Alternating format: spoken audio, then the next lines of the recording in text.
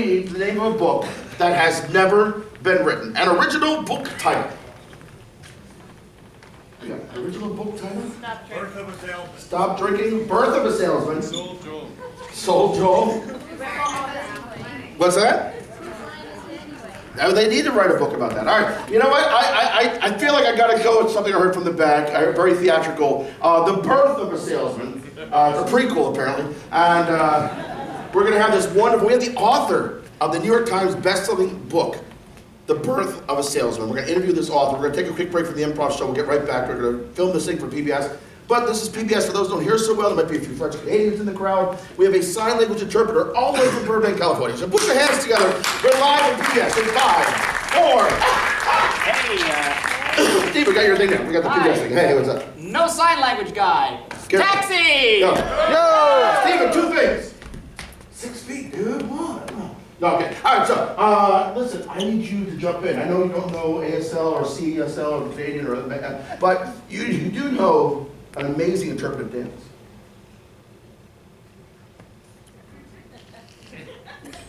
I'm sorry. Maybe a little. You dance close enough for the comedy show. All right, so Jason, give Steven a little round of applause. And we're live on PBS in 5, 4, 3, 2. Never say one on TV. Oh, so sweet, thank you. Yes, hello everyone and welcome to Hans's Book Hour, where we talk about all my favorite books. Now I'm very, very pleased today to have with me the author of the brand new bestseller, The Birth of the Salesman. Yeah?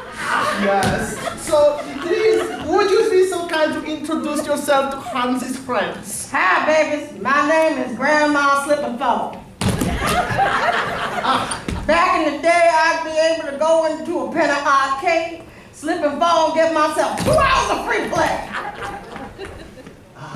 This is such a wonderful story. I love hearing the stories about the youth when you were just a little baby girl. Yeah, I was just a tiny little thing. Oh, It was 1922. Oh. I'd walk into the penny arcade. I actually had a tendency to do a little jump and dance, something that looked like the Charleston, but was more hip-hop inspired because I knew what was to come in the future. You are always ahead of your time. I try to be. That's why I know about the birth of the salesman and not the death of the salesman. I saw from the beginning what was going on. Yeah, so you have to tell me. I know the salesman was your very good friend. Yeah, Willie Loman was living his best life. He was born in a coal mine. Oh, Yeah, he was crawling through coal. He was actually, you know how they have truffle pigs? Oh, yeah? He was a coal miner pig. Oh, yeah. He would go oink, oink, oink, I see coal. Oink, oink, oink, I see coal. And he would dig it out with his teeth. Oh, Mr. Cheese, Yes. very, very hard life for Mr. Loman. That's why he changed to salesman. Like he became a salesman because the teeth thing, his teeth would just drop out and he'd see them just drop out while he was walking around. And he had to pick them up, put them back in, and they drop out again. He'd pick them up, put them back in, then they drop again, he'd pick them up, put them back in. It was too much for him, so he decided to get a stable job that would require no running around so he could not have them drop and put them back in his face. Right. Now, I understand throughout his beginning years, he sold many different things, yeah? So I know he was selling the vacuum cleaners. Yes, he was. He was selling the vacuum cleaners, and he was selling the prophylactics. Yes, he used them as intended, and he used them as balloons. Oh, yeah. He made the little wiener dogs, yeah? Yeah, and you ain't never been to a children's party with big, condom balloons. Yeah. I hear they come in all different colors. Yes, and they actually had designs on them. Oh. And some of them actually had an iridescent effect. Oh, yeah. They'd sparkle in the light. Oh, Not sure why it would be in the light, but it is. Then you know the prophylactic business has boomed. Yes, it has. Because of Mr. Loman. But I understand after all of these failed attempts, he had this big breakthrough. Yeah? Yes. Yeah. Then he was selling the door-to-door pet insurance. Because all kinds of accidents can happen to your pets. Yeah. Sometimes your dog will just be walking around, all of a sudden just drop out on the ground. Sometimes your cat will be climbing up something, and all of a sudden get stuck. Have to rip itself off of something, and all of a sudden fall backwards. Oh, such terrible times for these pets. Oh, so Now, he's working as the salesman. So, is there some romance perhaps in this story? If you go to chapter 17, it's that grand moment where Willie Loman is walking and walking and walking. He comes to a house with a pit bull in the front. A friendly pit bull named Petunia. Oh. And Petunia came up and she could talk English because she's a special dog. She said, yo, my lady in the house, she's looking for a dude. You look like the one, come on in. So he walked up in and he said, hi, how are you? And she went, hey, how are you? And the dog said, just do this. Y'all should make this thing happen. And they did. And they had two children that were complicated and issued. Oh, yeah, the little doggy matchmaker. Yeah! I love this story. Petunia got home, a spin-off book. It's called I Chase My Tail, Therefore I Am.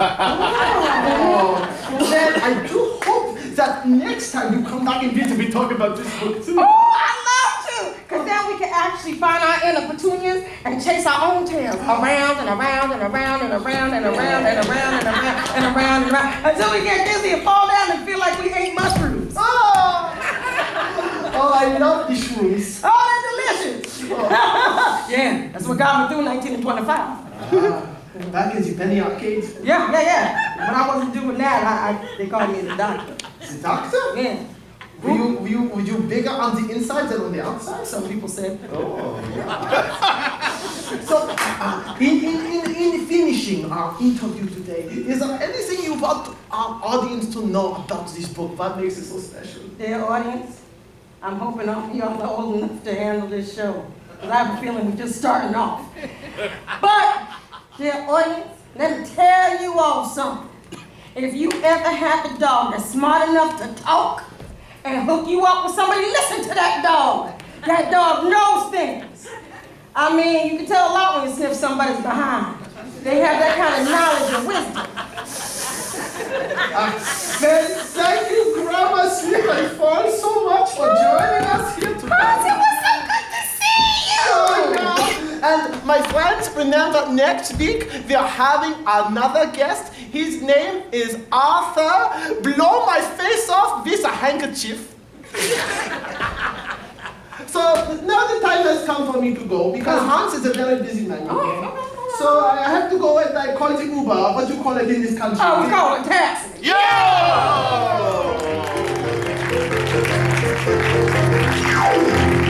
Ladies and gentlemen.